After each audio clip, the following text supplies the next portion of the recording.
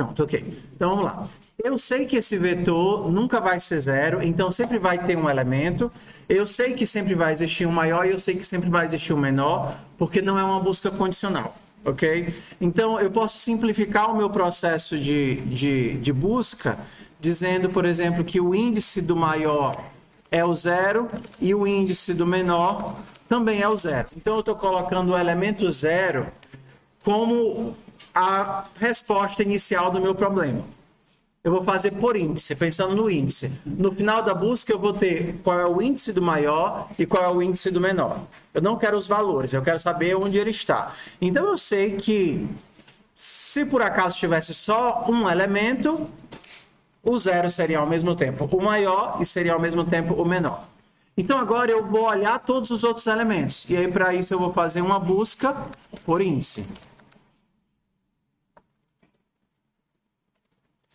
Só que isso daqui é muito ruim, tá? Ficar usando um número mágico. Então, eu vou fazer assim, ó, size igual a 5, e ao invés de usar 5, size. Evita ficar colocando número assim no meio do código, porque quando você tem que alterar em um canto, você tem que alterar em vários, vai dar errado. Então, se você tem um número que se repete, uma variável mágica, coloca ela numa variável e usa isso no todos os cantos. Porque se você precisar trocar ou mudar, você troca num canto só. E aqui a gente vai para o processo de busca, né? Você quer saber quem é o menor, você vai passar por todos os elementos. Como você já viu o zero, disse assim, que por default é o zero, você não precisa olhar para o zero de novo, você pode começar do 1. E aí o que é que você vai fazer? Se esse elemento for menor do que o menor atual, quem é o menor atual? Índice menor. Então, quem é o novo índice menor? I. Você quer guardar o índice do menor. Se o elemento I for menor do que o elemento que está nessa posição, a posição do menor agora é I. Se não, se for maior, ou então vou fazer logo o if aqui, né? Se vet I maior do que vet índice maior, então agora o índice maior recebe I também. O que é que eu estou fazendo? Atualizando os índices. No final do laço, eu sei quem é o índice do menor e quem é o índice do maior. Olá, boa noite, querido. Percebam que eu estou fazendo um único laço aqui para percorrer o vetor inteiro. O que é que ele quer saber no final das contas? A soma do maior elemento com o menor. Então, eu poderia agora só retornar a soma, que seria, vet índice menor mais vet índice maior. Pronto, está aqui a nossa busca. Para isso funcionar, fofoca aqui, ó. Para isso funcionar, o que é que você tem que ter certeza? Que esse elemento, que esse vetor sempre vai existir, no caso aqui a gente tem certeza, porque é uma restrição do problema, e que a tua busca não é condicional. Você não está procurando o menor elemento ímpar, o menor elemento par, o menor elemento maior do que 10. Porque se fosse uma busca nesse sentido, talvez esse elemento não existisse. Então, aqui é simples, sempre vai existir, porque é simplesmente o menor e o maior, e existem esses elementos aqui. Tudo bem? Entendido? Esse exercício aí, só que no lugar de fazer vet no índice menor, eu coloquei o menor recebendo o vetor na posição 0. Tudo bem. Seria a mesma coisa, só que aqui, ao invés de pensar em índice, a gente pensaria em valores. Então, o maior começaria com o valor do zero, o menor começaria também com o valor do zero. E isso daqui, ó, é o que faz toda a importância. Porque se você inventa de colocar menos 1, 10, 50, 30, aí você está inventando um valor que não casa. Inicia com um valor válido. Por exemplo, nesse caso, o valor sempre vai ser o primeiro elemento. Aí depois você anda os outros elementos e vai verificando se faz sentido. Ué, se o vet I for menor do que menor, Então, menor recebe VET-I. Agora você está pensando em valores. Se o VET-I for maior do que maior recebe VET-I. Você está pensando em valores.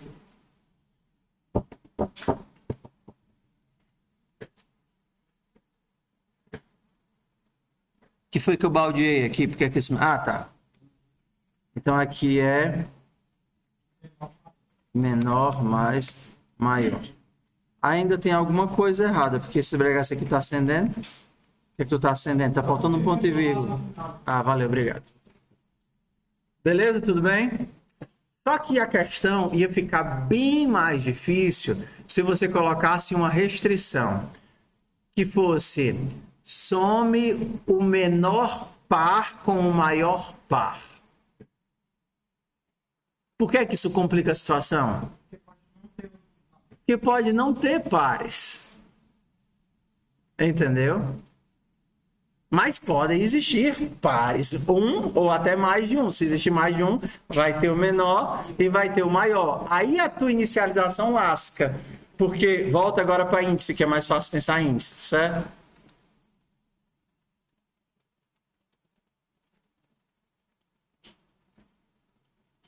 Pronto, volta agora a pensar assim. Se eu estivesse pedindo para somar o menor par com o maior par, eu poderia de cara dizer que ele começa no zero? Não, porque você não sabe se o zero é par. Ah, então se zero for par, começa no zero. E se não for? Ah, e se um for par, começa no 1. Aí tu vai ter que... Você poderia fazer na marra, né? Varre o vetor todinho procurando se tem um par. Se tem, você já bota ele na inicialização. Ou então você faz aquela busca genérica, né? Ué, comece imaginando que não existe. E aí você faz aqui as atualizações. O que é que precisaria aqui? Ó, não tem nenhum que seja o maior e nenhum que seja o menor. Esse elemento, qual é a primeira coisa que você testaria antes de poder verificar aqui? Se ele é par, né? Então, se VET mod... Como é que é o mod? É assim mesmo, né? Mod 2. Não, vou fazer igual a 1, porque aí eu já dou o continue, que aí ele já volta lá para cima. Se eu não tiver num par, então vá para o próximo elemento. Não tem o que fazer. O continue, ignora o resto e volta para o for. Eu vou para a próxima posição. Se não, aí eu vou cair aqui nos testes. Em que situações ele vai trocar o i? Se for menor ou se for o primeiro. Se é o primeiro par que eu estou achando, então eu atribuo. Se não é o primeiro par, aí eu checo. Então aqui a gente teria esse testezinho, né? Se índice menor for igual a menos 1, ou ele foi menor. Se ele é o primeiro, eu nem olho o resto, simplesmente atribuo. Se ele não é o primeiro, aí sim eu olho o resto. Se eu olho o resto e ele é menor, aí sim eu atribuo. A mesma coisa aqui para os outros, né? Índice maior igual a menos 1. Se é o primeiro, eu atribuo. Se não é o primeiro, eu olho se ele substitui o outro. Se substituir, eu atribuo. Aí agora você só precisaria somar os dois, mas, o menos 1 não existe, né? Então teria que ser uma soma um pouco mais. Peraí, gente, por exemplo, o teu total seria, ternário, se índice menor for igual a menos 1, então 0, se não, VET-I. VET índice menor.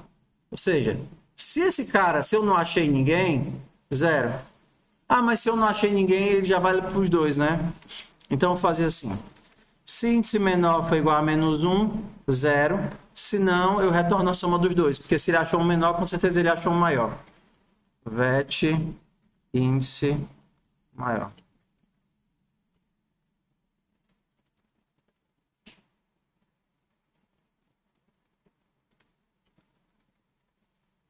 Olha, se eu não achei nenhum par, eu retorno 0.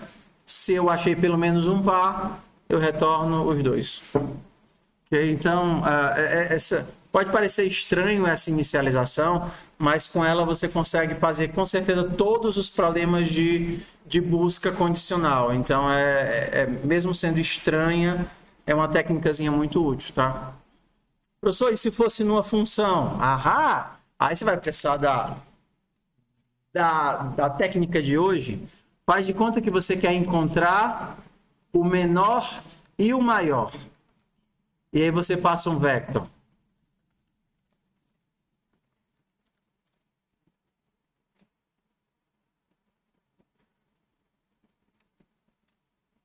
Aí a pergunta é: o que é que você retorna aqui no final? Você quer retornar o menor e o maior. Ué, retorna o quê? Que tipo de dado é esse? Um inteiro?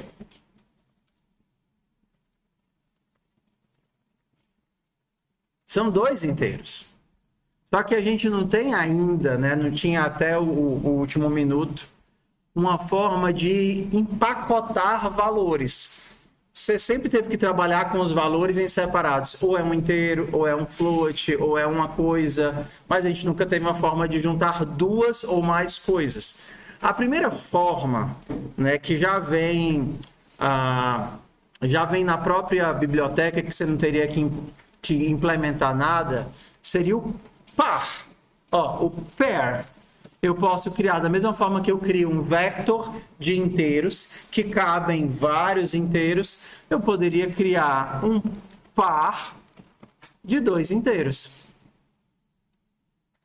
E aí eu retornaria o índice menor e o índice maior. Olha que fofinho. Então, eu vou mostrar agora nos exemplos, mas só para mostrar a utilidade do conteúdo de hoje, já dentro da questão. Eu queria retornar duas coisas, não podia fazer, tenho que aprender uma nova estrutura, uma nova forma de organizar os dados para poder fazer isso. E aqui, a gente poderia fazer assim. Índice menor, índice maior, recebe...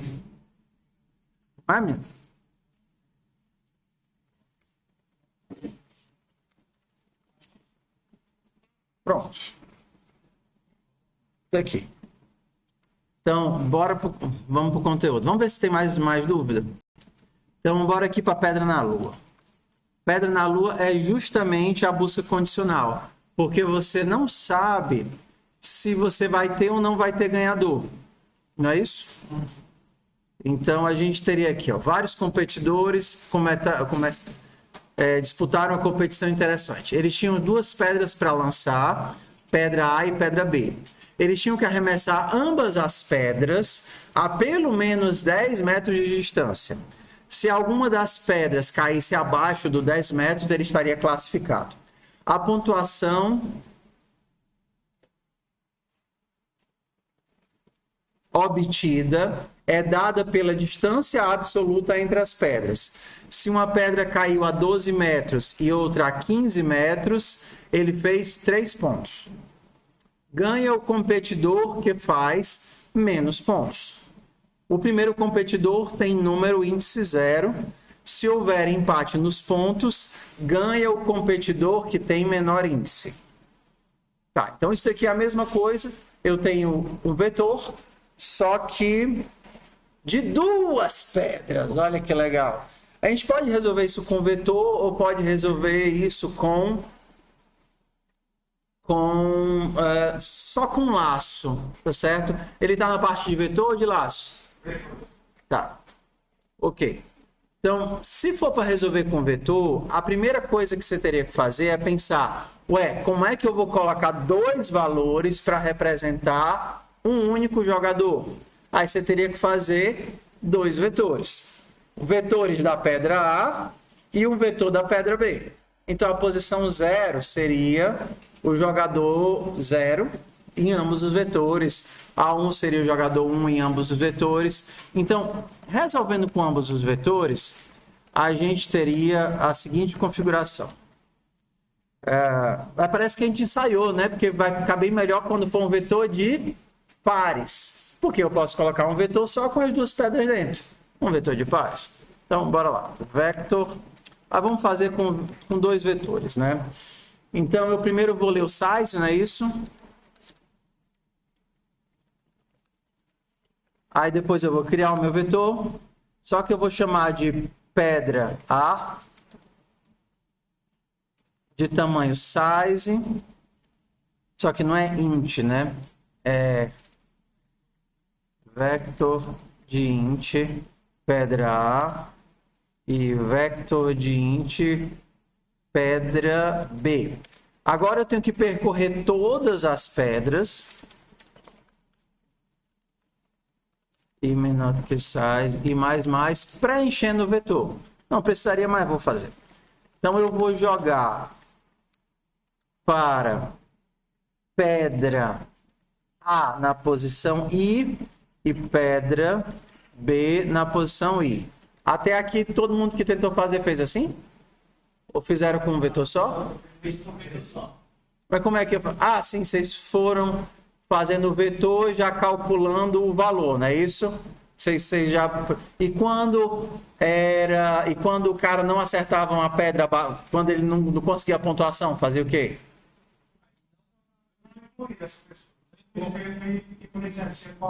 Mas aí a posição do vetor vai ficar errada, não? Você teria que fazer uma coisa tipo assim, se for menos 1. Porque como é o valor absoluto, menos 1 seria não válido. Então, você poderia colocar menos 1 no vetor para dizer que o cara não passou. Que a menor pontuação que ele consegue seria 0. Não é porque não é o valor absoluto entre as pedras, então não interessa qual é a pedra. Hello, que coisa boa de ver. Não interessava qual é a pedra que veio na frente, né? Assim, se fosse fazer com duas pedras, eu poderia fazer assim, preencher os dois vetores com as duas pedras. E agora a gente vai para aquele laço que é a busca condicional. Quem é o ganhador? Como eu não sei se tem ganhador, olha lá, querido, coisa boa de ver. O ganhador vai ser menos 1. Nem sei se existe ganhador. Aí, se existir, eu vou encontrá-lo. Agora a gente começa a bodegagem de participar, de andar pelos meus jogadores, né? Qual é o primeiro teste que eu tenho que fazer aqui? Saber se ele... Não fui menor que 10. Se ele é válido, se é um valor que entra na minha busca do melhor. Então, eu sei que ele é inválido, eu sempre prefiro testar o mais fácil. Porque o mais fácil eu posso pular logo para fora do for. Então, se pedra AI for menor do que... 10 é válido, né? Ou pedra BI for menor do que 10, se isso acontecer, então, continue. Nem olho para esse cara, porque esse cara não me importa. Se esse cara é válido, eu tenho que saber se eu troco o ganhador por ele. Quando é que eu troco o ganhador por ele? Quais são os dois casos? Se ele é o primeiro, que tem uma pontuação válida, ou se a pontuação dele é melhor do que a do atual ganhador. Então, eu teria que fazer o seguinte, ó. Se o ganhador atual for menos 1, então eu já troco. Ganhador recebe I. É verdade? Ou então, vou fazer agora o outro aqui, né? Em que caso esse cara é melhor do que o atual, né? Vou colocar best aqui, que fica menorzinho de escrever. Em que caso ele é melhor? Se por acaso ABS de pedra A best menos pedra B best, se isso daqui eu quero que seja a menor pontuação, né? Então, eu quero saber se o I é melhor do que isso. Então, se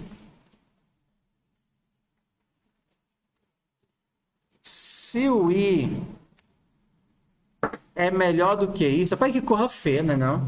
Por que não faz a função, rapaz? Pontos. Calcular pontos. Que saco, mano. Trabalhar com dois vetores é um porre. Ai, não, com dois valores, né? Int A, int B. Qual é o valor disso daqui? Eu vou retornar o quê?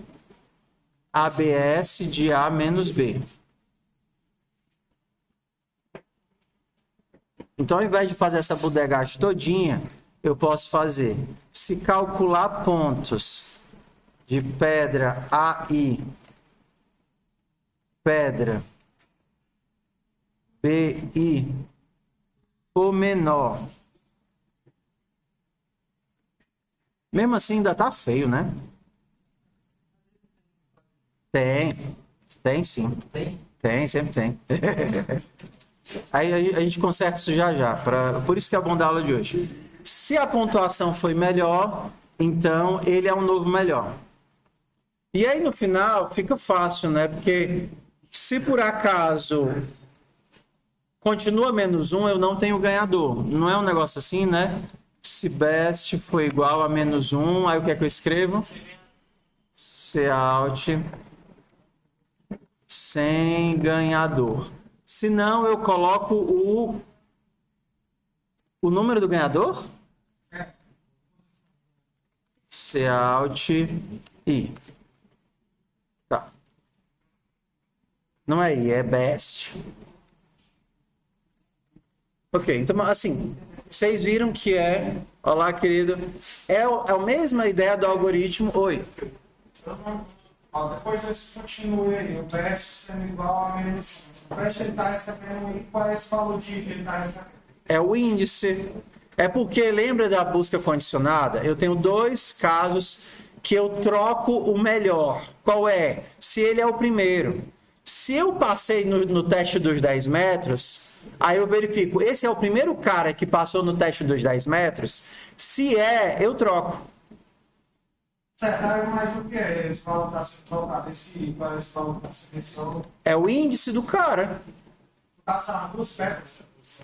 É o índice dele, índice 0, índice 1, índice 2, índice 3. Não é o valor. Cara, não pense em valor. Pensar em valor é mais difícil do que pensar em posição. Entendeu? Não pense em valor, pense em posição. Porque se você pensar em posição, você consegue o valor. Mas assim, o que é a parte chata disso daqui? Sempre que você tem que trabalhar com múltiplos dados, você tem que... É muito mais fácil agrupar esses dados do que trabalhar com eles assim separado. Então, por exemplo, usando a técnica de hoje, ao invés de ter que pensar no vetor de inteiros, eu tenho uma estrutura que empacota dois elementos. Qual é o nome dessa estrutura? O vector, ele faz vários elementos. Qual é a estrutura que eu posso usar para empacotar dois? Que eu usei nesse instante. É o par. Ok? Então, eu vou resolver a questão com par, e aí eu vou mostrar todas as formas de utilizar um par daqui para frente. Mas só aproveitando o código que a gente já tem. Tá? Então, isso daqui, ao invés de ser um vetor de inteiro, onde cada um vai guardar a sua pedra, eu vou dizer que isso daqui é um vetor de pares. E o par, ele pode ser qualquer tipo, mas no caso aqui, o meu par tem que ser dois inteiros. Então, eu vou tirar aqui o std, tá? Using namespace, para ficar melhor, std. E aí eu vou tirar o std ponto ponto de todo mundo aqui, só para ficar melhor de ver. Então, eu quero um par, onde eu vou colocar dois inteiros.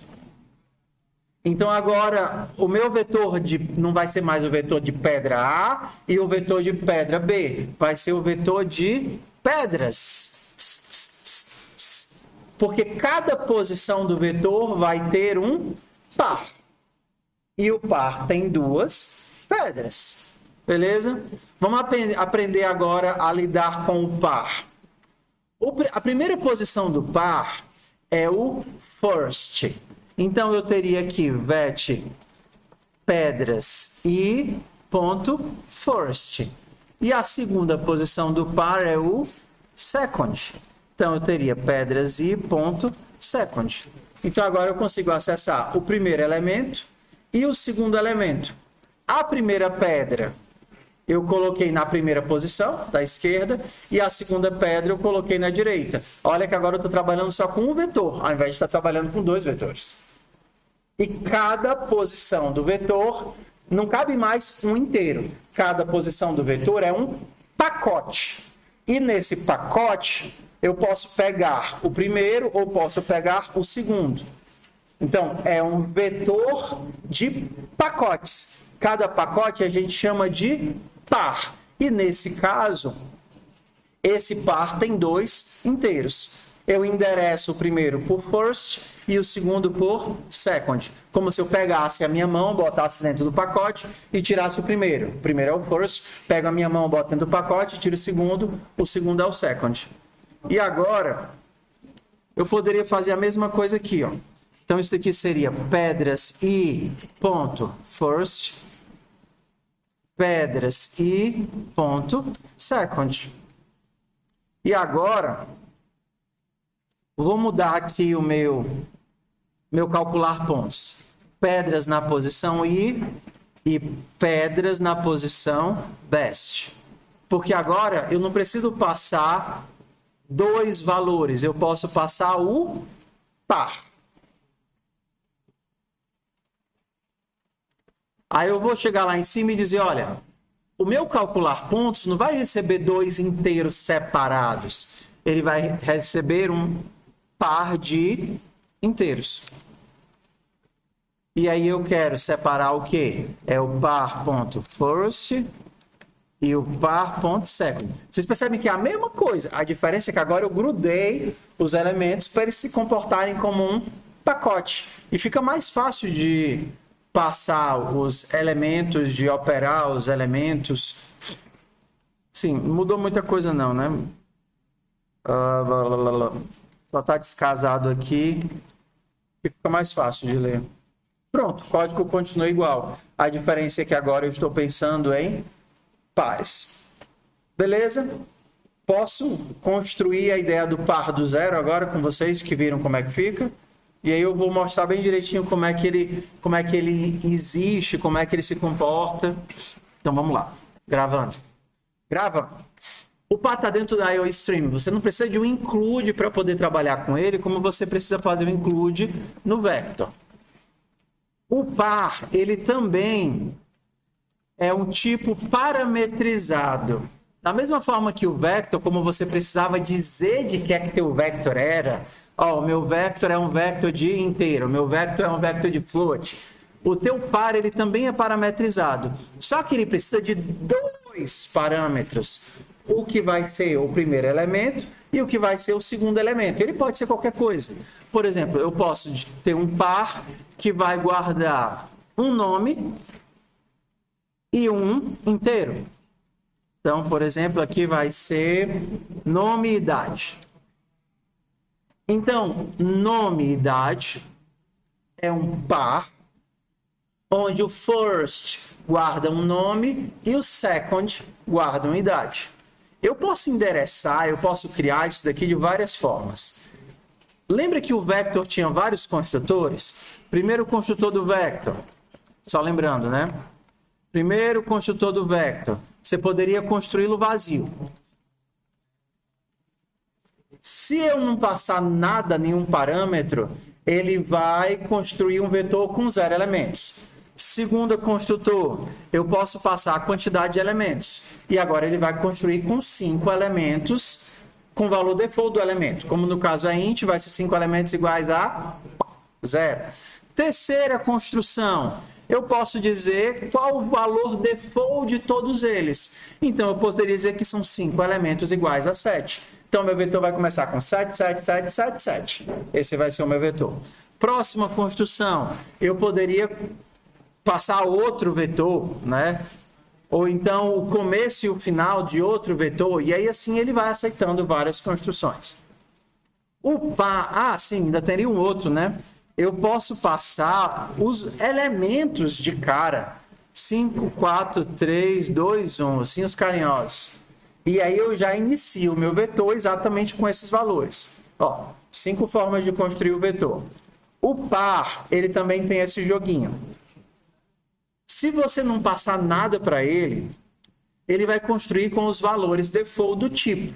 No caso, se eu mandasse imprimir a string, né?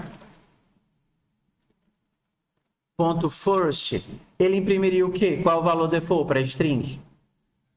Vazia. E o valor default para o inteiro? Vazio também. Então, ele imprimiria vazio na primeira posição e imprimiria 0 na segunda posição.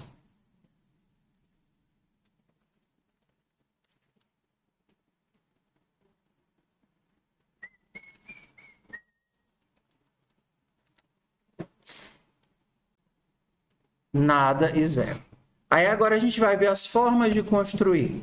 A forma mais fácil de construir é simplesmente passar os dados que você quer logo de cara. Por exemplo, eu poderia dizer que o nome vai ser Fabrício e a idade do Fabrício é 56 anos. Então agora ele pega da mesma forma como uma construção, joga Fabrício para string e joga 56 para o inteiro. Fabrício 56. Segunda forma de construir, vou até colocar aqui e comentar, seria com o comando makePair. MakePair, ele constrói um par para você. Aqui está no STD, tá? E aí seria o José, de 12 aninhos. A diferença é que no primeiro caso aqui, ele vai pegar esses dados e jogar no construtor do par. Então, ele consegue interpretar isso daqui. O segundo poderia ser utilizado até dessa forma, ó. Aqui ele vai estar criando, aqui ele entende que vai ser só que aqui ele vai cometer um erro, né? Aqui ele vai criar um par de vetor cru inteiro. Só que você não quer, você quer um par de string, né? É como se o makePair tentasse entender os dados e criasse a informação para você. No de cima, você está passando os dados brutos e como você definiu do lado esquerdo aqui o que é que você tem, ele vai interpretar esses dados da forma como você precisa. Por exemplo, ele vai pegar isso daqui que é um char asterisco e vai transformar isso daqui em string. Por exemplo, o nome idade aqui ó, é diferente. É um const char asterisco. Se você quisesse que ele fosse string, teria que criar esse negócio aqui como string. Agora o nome idade é string inteiro. Então, sim. Se você está fazendo uma atribuição e o teu lado esquerdo é bem definido, ele vai interpretar teus dados. Se você não está fazendo a atribuição, aí você poderia criar assim. No geral, como você ou vai estar passando por um vetor, ou vai estar passando por uma função, ou vai estar retornando essa informação, tudo isso se comporta como atribuição, então o lado de cima encaixa em tudo. Por exemplo, se a gente vê aquele formato, lembra quando a gente fez o menor maior, procurar o menor maior, a gente retornou índice menor e índice maior. Porque isso daqui, no retorno, o retorno também é um tipo de inicialização. Ele inicia o tipo do dado do retorno. Então, se o teu tipo de dado é um par, ele vai pegar esse negócio aqui e criar um par. Hã? Tá. Por exemplo, faz de conta que você quer retornar um int, um std pair de int float. Exemplo. Pegar algo. Tá? Na hora que você retorna 5, 7.8, presta atenção, pessoal, que isso é importante. O return é um tipo de inicialização. Quem é que o return está inicializando? O elemento de retorno. Qual é o elemento de retorno?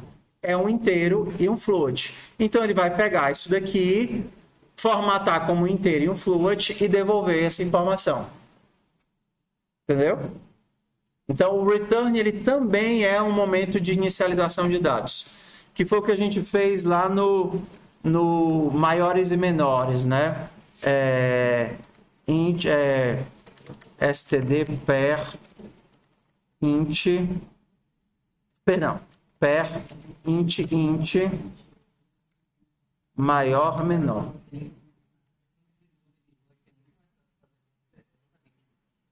Mas para isso serve a aula de hoje. Assim, você colocar o per antes de falar de vetores também não é muito útil, porque aí é informação demais, você não sabe onde é que vai usar. Então, é normal você ter que usar 2 vetores para guardar as informações. A aula de hoje é sobre pacotes. O par é o primeiro pacote. Tá certo? O par é o primeiro. Existem vários outros pacotinhos que a gente vai ver agora. O que é que a gente precisa entender? Que isso daqui cria um pacote e isso daqui também cria. Normalmente você não vai precisar do segundo formato, porque o C++, para esse formato, ele já funciona muito bem. Ele interpreta isso dentro da informação que você quer. A única forma que você precisaria do makePair hoje é se você quisesse já criar o tipo para um auto, por exemplo, mas não precisa disso não. Beleza. O par, ele pode ser de qualquer coisa. Pode ser de inteiro, pode ser de vetor, todos os tipos combinam. Eu posso fazer um par de vetor inteiro. É estranho? Muito. O par, a primeira posição vai ser um vector de int e a segunda posição vai ser um int.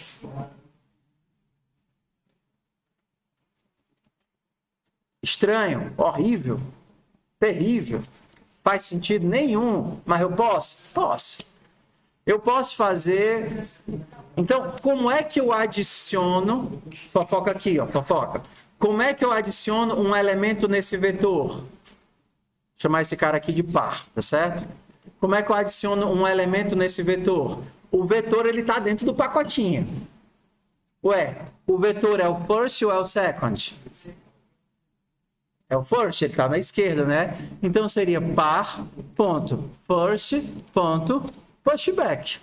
Adicionei dentro do vetor. Cadê o vetor? É o primeiro elemento do par. Mas lembra, não é porque você pode fazer algo que você deve fazer algo. As coisas têm que ter um sentido. Professor, eu posso fazer qualquer combinação? Pode. Eu posso fazer um vector de par, onde cada posição desse par é outro vector?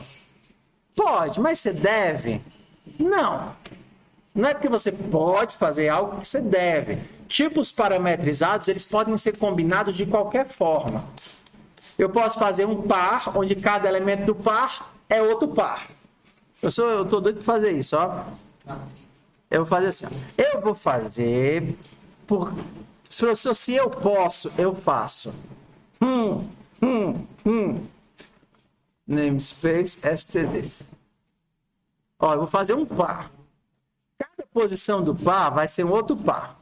O primeiro par guarda 2 inteiros e o segundo par guarda 2 strings. Isso é uma coisa, isso é um monstro. Monstro, isso não é de Deus, não. Tá vendo? O que é que tem no meu par? 2 pares. Professor, eu vou chamar isso daqui de retângulo.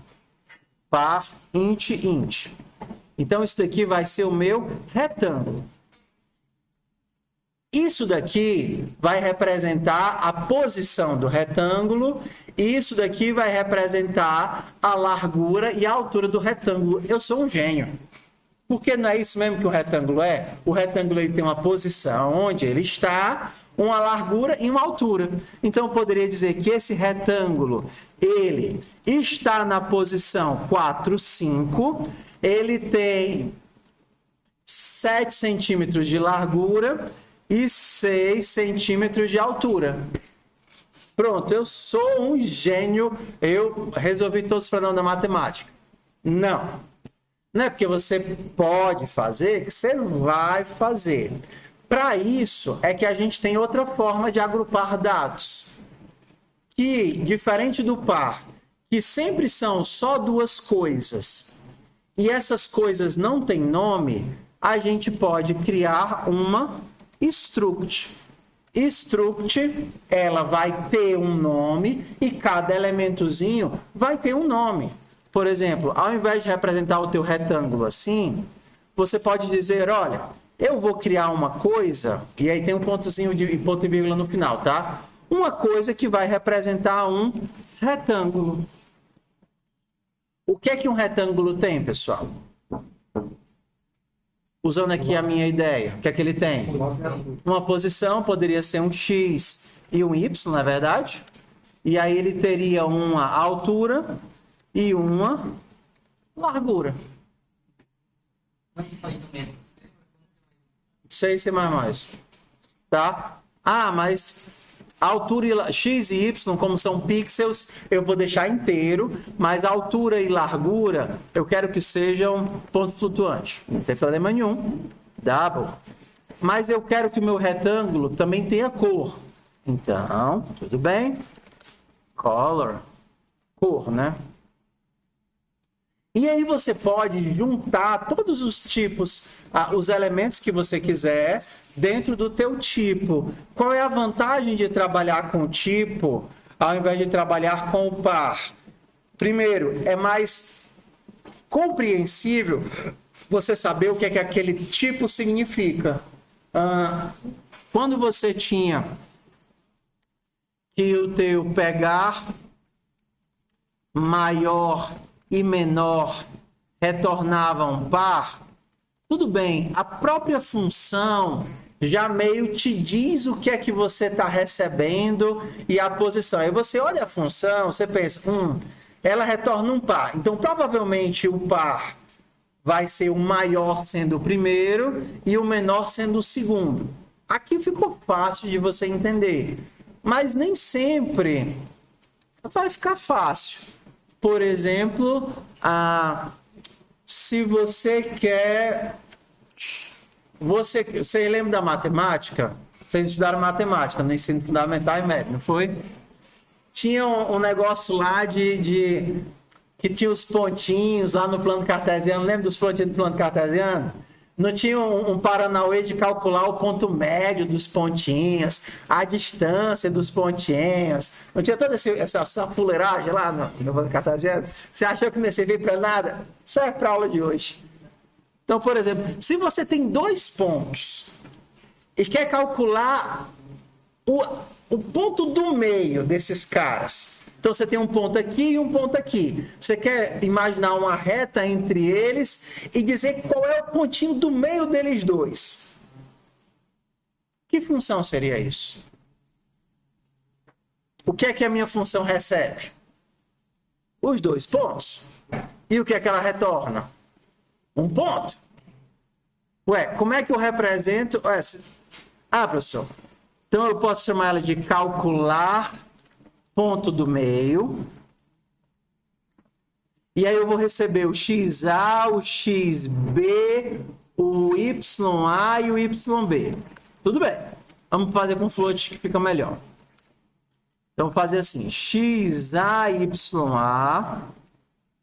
e float XB, float YB. Beleza, você até conseguiu passar os teus parâmetros desempacotados. Mas como é que você vai retornar o ponto do meio? Você precisa retornar o quê? O X e o Y, né? Você vai ter que usar o quê aqui? Alguma coisa para empacotar o X e o Y. Então, você tem 2 opções. Ou você retorna o velho par, né? Float, float. ou você cria uma variável, um dado, um tipo que represente o teu ponto. Ué, vamos fazer o seguinte. Eu quero criar uma estrutura que representa o meu ponto. O meu ponto vai ter um X e um Y. Então, a partir de agora, olha como é mais legível. O que é que eu retorno? Um ponto. E o que é que eu recebo? Um ponto A e um ponto B. Melhor assim ou não? Sim. Professor, se eu recebo um pacote que é uma struct, como é que eu acesso os elementos dentro dele? Vamos lá. Quando você tinha o par, esse teu par, ele não é como ponto, né? Você tinha que acessar o primeiro através do first e o segundo através do second. Mas no caso dos pontinhos é sucesso, porque os elementos de dentro, eles têm um label, eles têm um nome.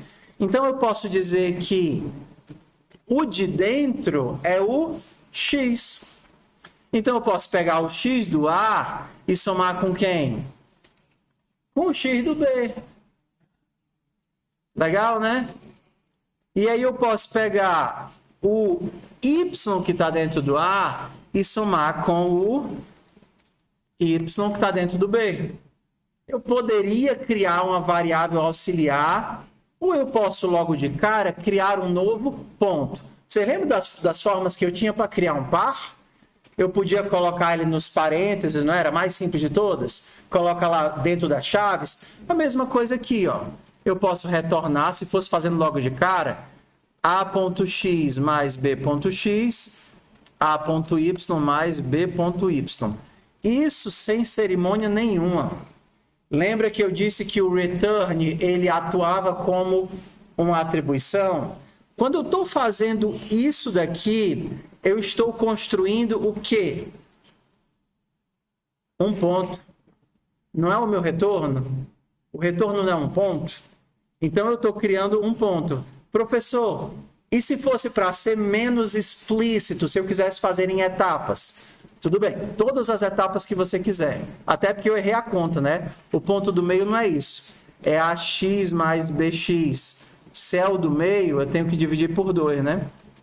Dividido por 2. E aqui a y mais by dividido por 2. Mas tudo bem, supondo que você não quer ser tão precoce assim, do golpe só. Vamos fazer em camadas. Primeira coisa, vou criar a struct de resposta. Então, eu vou chamar ponto meio.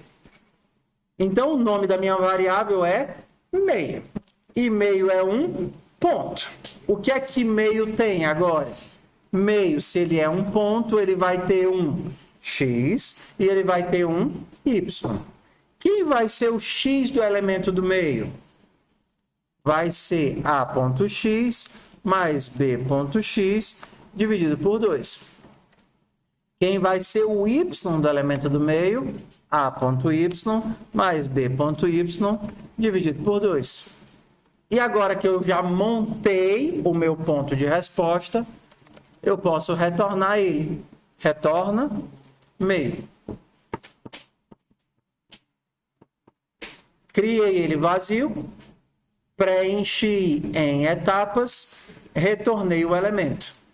O que foi que eu fiz aqui? Aqui eu fiz ele de forma automática. Ué, retorna. O que? Isso. Que diabo é isso? Ué, o tipo de retorno não é um ponto? Então, converte isso para mim para ponto. Isso é a mesma coisa de dizer que eu estou criando um ponto. Por que é que eu não preciso colocar esse nome aqui? Porque o retorno automaticamente converte para o tipo de saída. Isso é lindo. É lindo. Então, os nossos exercícios poderiam ser trocados por isso. Por exemplo, aquele das pedrinhas, né? Eu poderia ter criado ali sei lá, struct pedras. E uma dica é, faz a tua struct sempre ser em letra maiúscula, tá? Então eu poderia ter a pedras, a primeira seria a pedra A e a segunda a pedra B. Então agora você teria um vetor de, não um vetor de pares, mas um vetor de pedra. E aí cada posição do teu vetor teria um A e um B. Bora voltar para lá. FUP Source Lua. É o 51. CD base 51. Trocar isso daqui para struct. Então agora eu vou tirar os pares e eu vou trocar para pedra. Então agora struct, lembra, começa com letra pedra. E sempre a tua struct, ela sempre deve ser no singular, tá certo? Porque ela representa um elemento. Pedra, jogo, pedras, pedra, jogo, jogada. Fica melhor sendo jogada. Cada jogada é uma pedra. Beleza. A jogada, ela vai ter a PA, pedra A, e a PB, pedra B.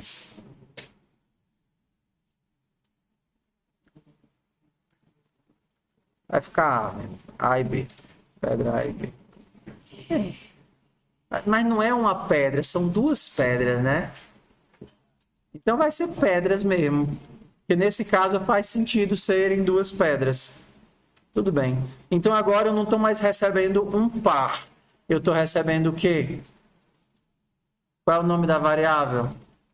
Pedras. Mas não fica legal, mano. Porque pedras, nesse sentido, dá a ideia de vetor e não de struct. Vai ter que ser jogada mesmo. O nome faz diferença, acredite. Pedra A e pedra B. Você tem que respeitar as coisas, pai. Jogada. Pronto. Então, se a jogada ponto pedra A menos jogada ponto pedra B, eu quero o valor absoluto disso. Beleza. Pedra A e pedra B. Detalhe, ó, a struct tem que ter um pontinho, ponto e vírgula no final, é obrigatório, tá? A função, ela não precisa, mas a struct precisa. Que é que... Hã? Aqui é o nome do tipo. E aqui é o nome da variável. Qual é o tipo? Jogada. Então, jogada é o meu pacote. E o que é que tem dentro da jogada? Dentro da jogada tem um inteiro chamado pedra A e tem outro inteiro chamado pedra B. Então, você sempre pensa na struct como um pacote, como era o par. Só que agora, o teu pacote pode endereçar os elementos dentro dele através do nome dos elementos. Ao invés de ser first, second, vai ser o nome dos elementos. Então, aqui seria pedra A, para acessar a variável pedra A, e aqui pedra B, para acessar a variável pedra B. Então, agora, pedras não vai ser mais um vetor de pares, vai ser um vetor de... Vetor de quê agora? Jogada. Jogada. Pedras é um vetor de jogadas. Então ficaria melhor jogadas, mas tudo bem, deixa pedras. Então como é que eu acesso o primeiro? O primeiro não é mais first, seria pedras e ponto pedra A. Você desempacota o A da posição I. E o segundo seria pedras e ponto pedra B. Você desempacota a pedra B da posição I.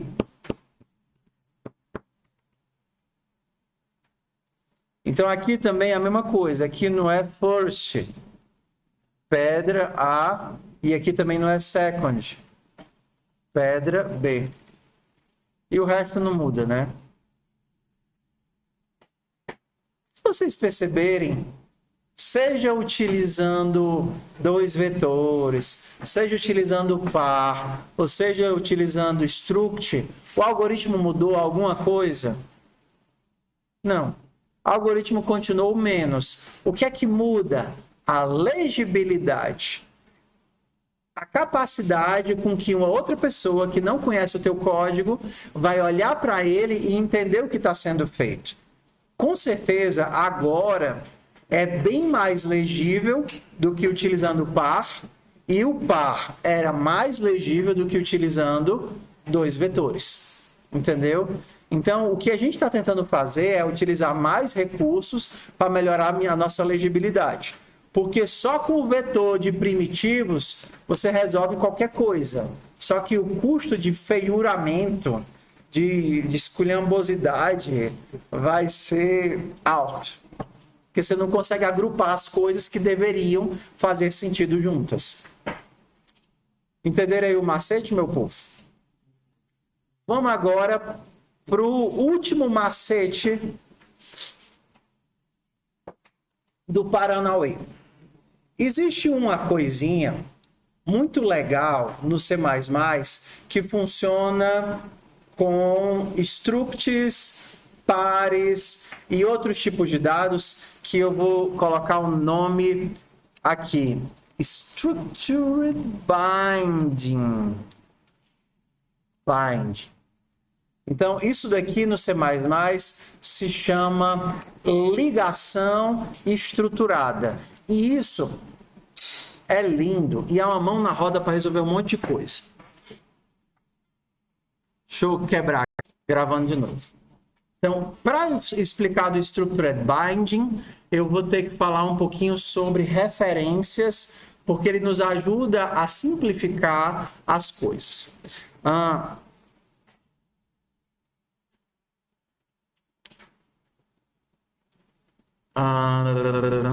Ok. Vamos aqui lembrar sobre referências. Lembra que eu já falei sobre o e-comercial, que é o de referência? Em alguns momentos. Por exemplo, vou criar o A e atribuir 6. Se eu fizer isso, eu estou criando outra variável, sim ou não? Sim. O espaço de memória de B é diferente do espaço de memória de A, sim ou não? Sim. É uma outra variável, um outro espaço de memória, uma outra coisa, tá certo? Então, se eu fizer B recebe 8, eu estou mexendo no A, sim ou não? Não. B é uma coisa, A é outra coisa. Agora a gente vai para as referências. Quando eu faço isso daqui, eu não estou criando uma nova variável. Eu não estou criando um novo espaço de memória. Eu estou criando uma referência, um apelido ou um atalho. Então, se a posição do A na memória do teu computador era o byte lá 1500, na posição de memória do teu computador, qual é a posição do B na memória do teu computador? 1500. Porque ele não é outra variável, outro espaço de memória. Ela é só outro nome para a mesma coisa. Outro nome para a mesma coisa. O mesmo elemento. E para que é que isso me é útil? Para muitas coisas. Tá certo? Por exemplo, lembra da brincadeira que o void somar 1. Int x. Lembra disso daqui, ó. A gente fala, mas isso é coisa que é muito comum. Int x recebe 6, somar 1 em x. Eu venho aqui no meu somar 1 e faço x mais 1. Se eu mandar imprimir aqui o x, qual é o valor que eu vou ter bem aqui embaixo? Qual é o valor de x que eu vou mandar imprimir aqui? Estou mandando somar 1, estou passando x, estou somando 1 no x e estou mandando imprimir o x aqui. Qual é o valor que é para sair aqui? Não! Por que não vai sair 7 nesta bodega?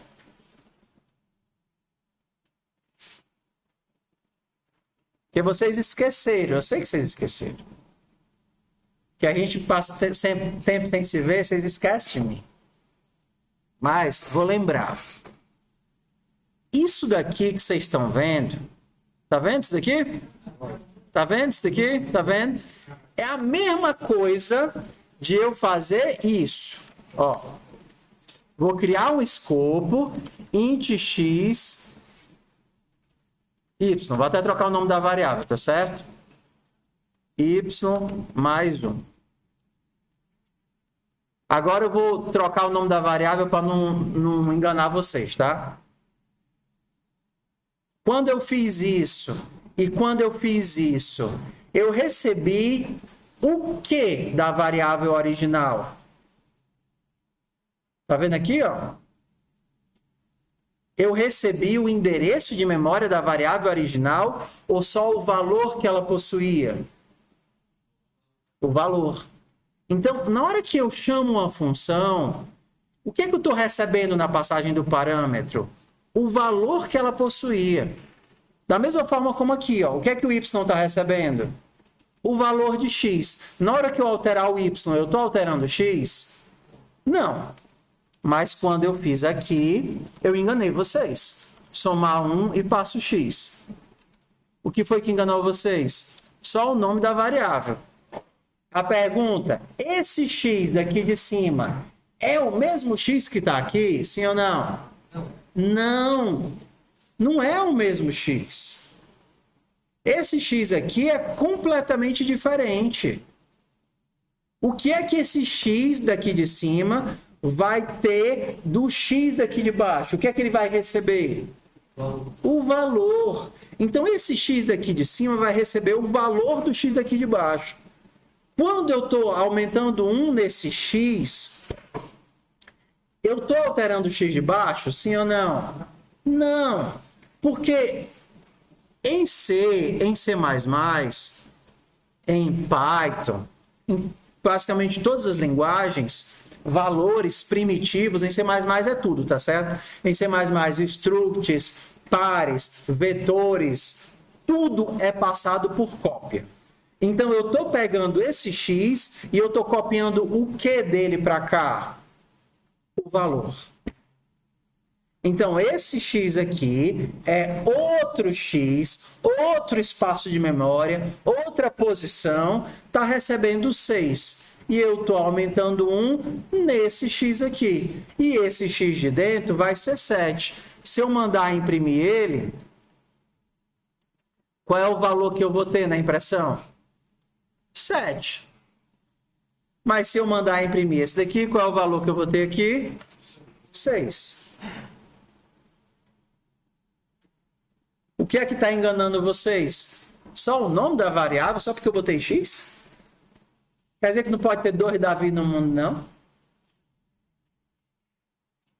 Nem 2 Francisco? 2 Josué? 2 Gustavo? 2 Ângelas? Então, não é porque o nome da variável é igual que ele vai copiar, porque todos os parâmetros são passados por cópia. Ele está só copiando o valor. Se você passar um vetor para dentro, ele vai criar cópia dos dados do vetor. E muitas vezes, quando você não precisa alterar esse cara, a cópia vai resolver. Só que em outras não. Nesse caso, resolveu? Não. Se você queria alterar o original, bugou. Tá certo? Então, lembra.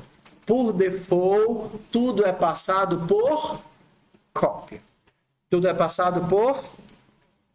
Mais forte. Passado por cópia. Tá certo? Tem uma forma de eu alterar o comportamento padrão.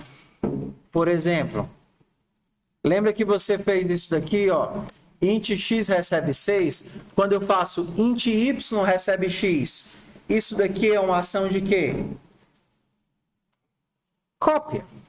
É ou não é uma cópia? X e y são a mesma variável de memória?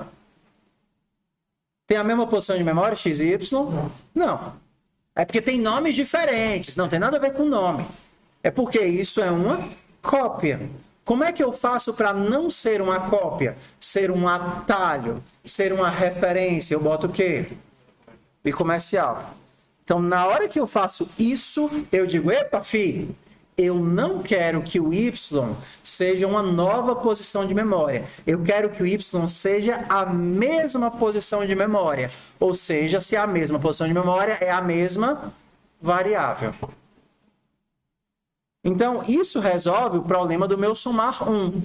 Porque se funciona aqui na atribuição, também vai funcionar aqui na passagem de parâmetro. Então, agora, isso daqui também é uma atribuição. Eu estou fazendo com que o x não venha para cá como cópia, mas ele venha para cá como referência. Agora, quando eu aumentar um e y, como esse cara e esse cara são a mesma posição de memória, eu vou estar alterando o 1, estou aumentando o 1 naquela posição de memória. Então, esse carinha aqui, que é 6, vai virar 7. Ok?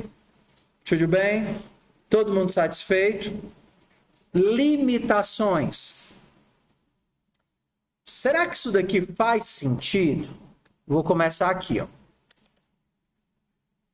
Int z recebe 7. Posso fazer isso daqui? Pegar 7 e colocar em z? Sim ou não? Posso. 7 é um valor. Se comporta como um valor. E eu consigo colocar o 7 em um lugar. 7 é um valor e está indo para um lugar. Qual lugar? O lugar de Z, a posição de memória que foi reservada para Z. Z tem um lugar para ela, eu estou colocando o 7 inteiro nesse lugar. Beleza? Isso faz sentido? 7 recebe Z?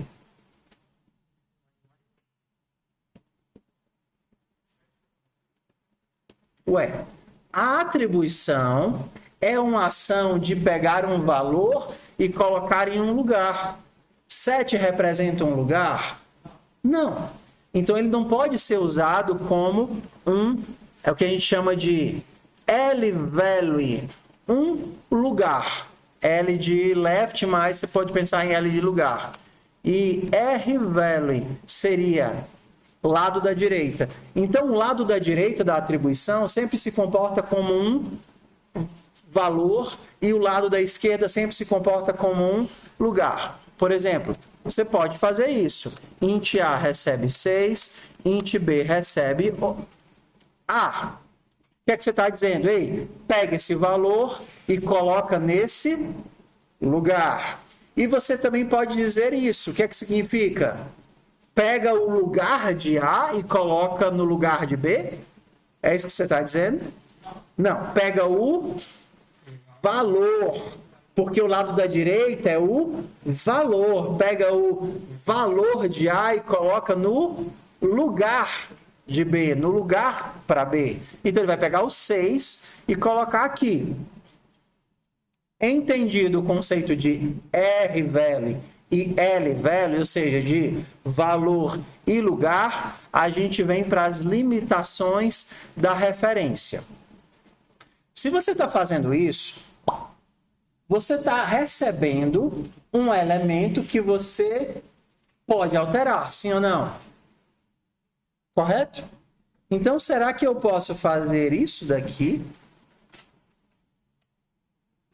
Some 1 no 9.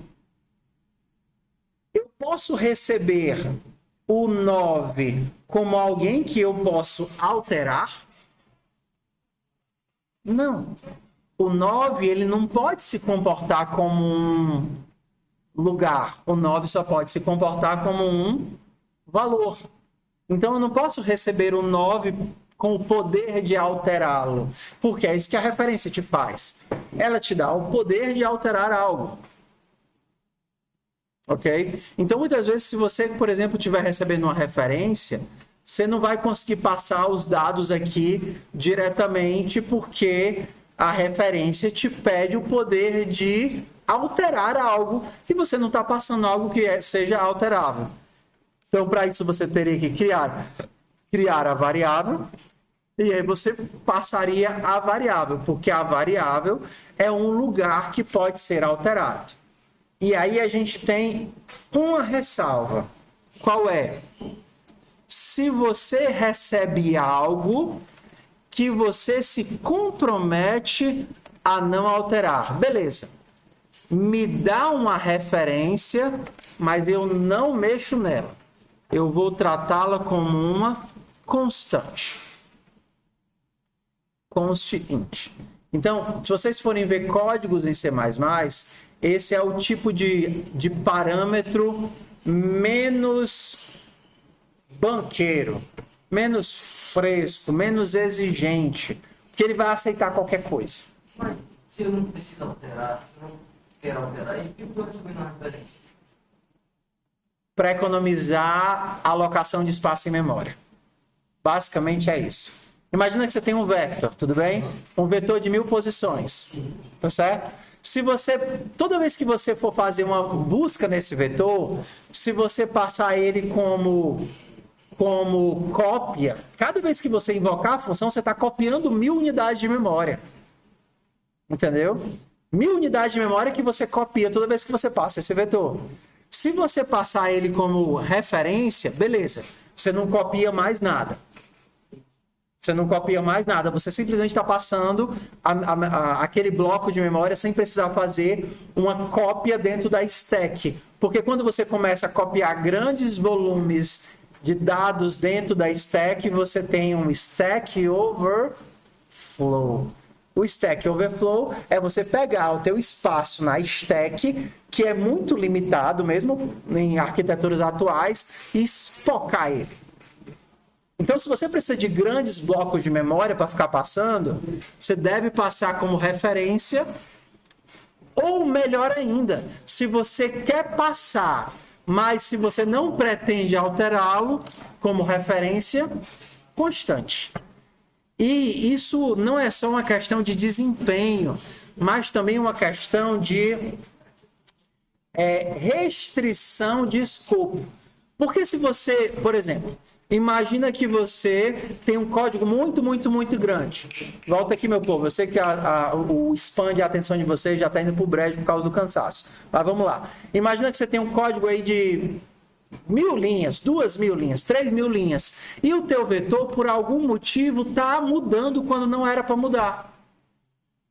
Se você tem que quase todas as funções recebem o teu vetor como um vetor constante, você nem precisa olhar para elas, porque o fato de ser um vetor constante te garante, a linguagem te garante que o vetor não foi alterado nelas.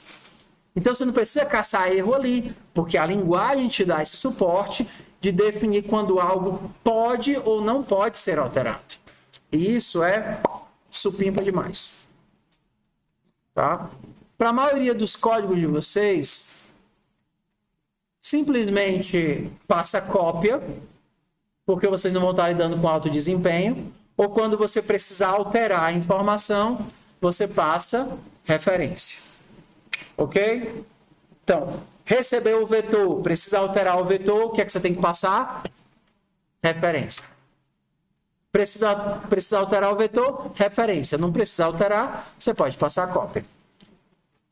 Beleza? Então, o que foi que a gente viu? Referências, struct e pares. Bora juntar isso daqui numa coisa linda do C++. Voltei de novo.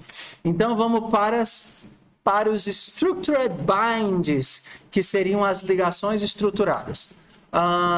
Você vai ter esse breguesso no Python, você vai ter no JavaScript, você vai ter no C++, você vai ter em Haskell, você vai ter em Rush, você vai ter esse negócio aqui em todas as linguagens, porém elas vão dar suportes e escopos diferentes por conta das limitações da linguagem. Então, por exemplo, no Python você conseguiria fazer uma coisa como isso. AB recebe BA. Então, ele simplesmente junta coisas e consegue atribuir coisas como, por exemplo, 1, 2, 3. O 1 iria para o A e o 2, 3 como vetor iria para o B. JavaScript você também consegue fazer isso. Só que o C++ você consegue fazer além disso, porque você controla não só as atribuições, as cópias, mas também os bindings, as ligações. Exemplo. Lembra que a gente criou ali o teu ponto? Tá vendo aqui o teu pontinho? Aqui as tuas pedras? Bora voltar aqui para o código da pedra. Tá vendo aqui as tuas pedras? As pedrinhas aqui. As pedrinhas. Você tá vendo aqui que você recebeu uma jogada? Sim ou não? Jogada. Beleza? Recebeu uma jogada. Essa jogada você está recebendo como cópia ou como referência? Como cópia? Porque tudo é cópia, a não ser que você tenha o comercial. Eu acho que eu estou um pouco eufórico hoje, ou não? Não. Eu descobri um canal tão legal essa semana, que é... Vocês já viram um cara chamado Gaveta? Eu sempre gostei de coisa de filme e edição. Eu descobri o canal dele. O cara, ele parece que tá chapado quando faz os vídeos, né? Mas eu gostei muito, né? Acho que eu tô meio no inconsciente imitando. Mas bora lá. Então vamos lá. Você tem uma jogada. Faz diferença eu receber isso como cópia ou como referência para esse problema, calcular a pontuação? Não. Porque eu só quero os valores. Então, tanto faz. Mas é um saco eu ter que fazer isso, né? Pedra A e pedra B. Não ia ser tão bom se eu pudesse usar só A e B, ao invés de jogador.pedra A e jogador.pedra B. É um saco, né? O meu sonho era poder fazer o seguinte. Ó, A e B eu vou desempacotar de jogador. Meu Deus, funciona. Não acredito que isso funciona. É, isso funciona. Então você está fazendo exatamente isso. Ó. Ei, pega A e B, a chavinha, tá certo? E desempacota esse negócio que tem do outro lado. Desempacota como cópia mesmo, não faz diferença os dados. Então, a partir de agora, A copiou o valor de pedra A e B copiou o valor de pedra B. Professor, e se eu não quisesse que fosse cópia, o que é que eu faria? O que é que você tem que botar bem aqui, filho de Deus? Comercial. Então, agora, A não copiou pedra A. A é o próprio endereço de memória de pedra A, ou seja, A e jogador.pedra A são a mesma variável, o mesmo bloco de memória. Então agora, olha que lindo, A menos B. Muito bom. Ok? Bora aqui. Professor, e dá para fazer isso com tudo? É, com tudo. Referência A e B recebe. Quem é que eu estou querendo pegar agora e desempacotar? A posição I do vetor de pedras, né? Pedras na posição I. Hã? O quê? Tudo, eu consigo colocar um conche, mas se eu colocar um conche eu não consigo ler. Não consigo escrever nelas, porque agora ele é constante. Tá vendo? Não consigo ler, porque ele é constante.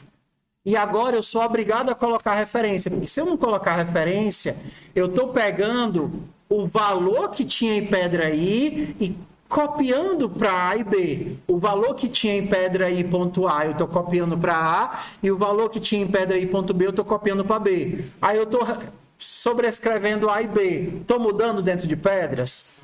Não. Para mudar eu tenho que usar o referência. Isso é lindo. É lindo. Vou fazer esse todo canto agora. Então agora eu vou... Pá! Fiz de novo. Então isso aqui vai ser A e B.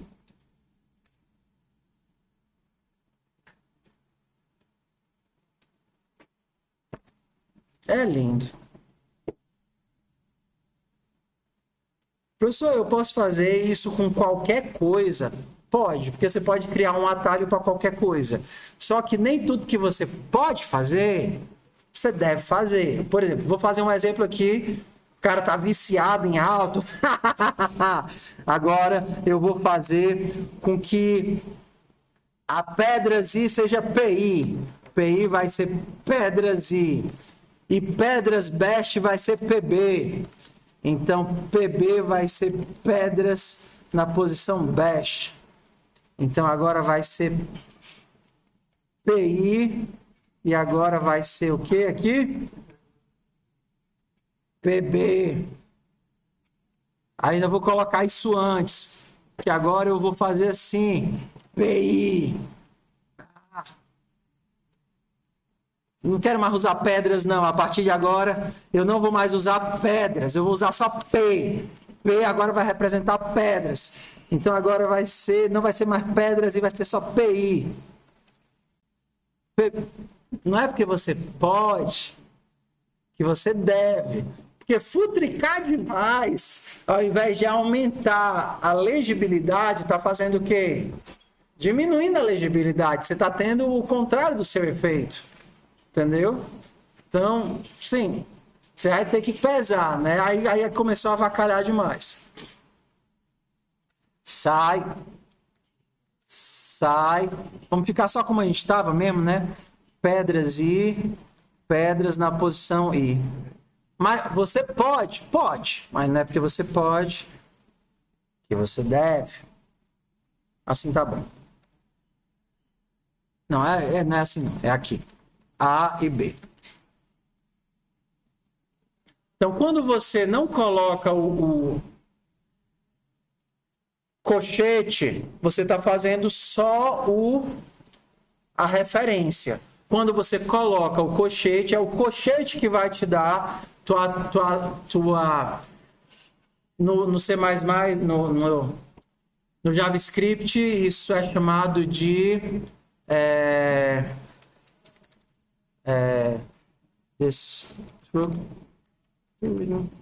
assignment. No JavaScript, isso é atribuição desestruturante. No C++, isso é o structured binding.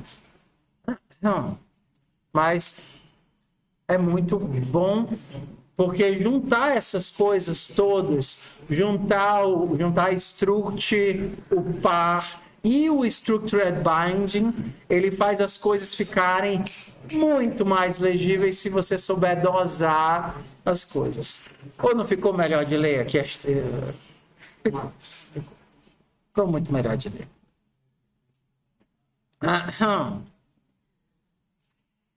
Ok.